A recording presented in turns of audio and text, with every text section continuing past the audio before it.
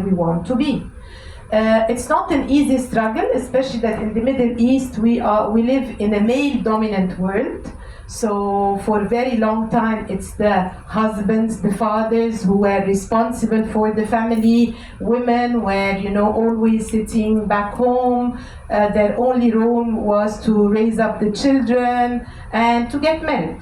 But now it's totally different. Now, after giving a free education and opportunity for every woman to be educated, things have changed a lot. And I have to say also that social media played a very big role in this, because you see, it's a window to the world. Facebook, Instagram, whatever, Twitter, and women know that there is something else outside of this bubble or outside of this very protective wall where they are living in. But I have to tell you that Egyptian women are an exception in our region.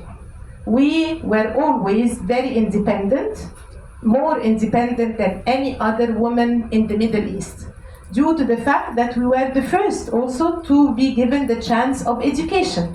We were the first who had a university in Cairo, the Cairo University.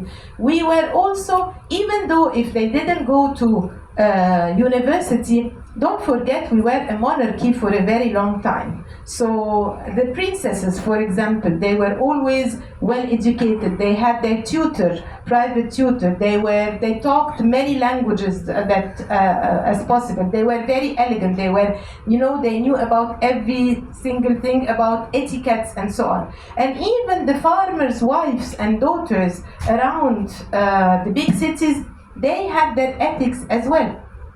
So this is why we had, a big advantage of being Egyptians, while other women from other Arab countries, for example, didn't have this chance because they were Bedouins. They grew up as Bedouins, living in the desert.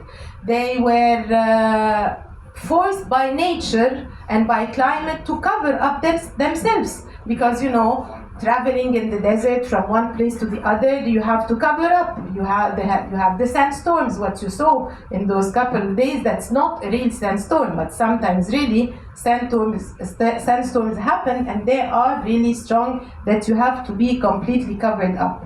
The other thing is that the Bedouins in what is now Saudi Arabia, traveling from one place to the other, they had other people living with them, Jews, tribe of Jews in the Arab Peninsula, Christians, and in those days, everybody was covered up.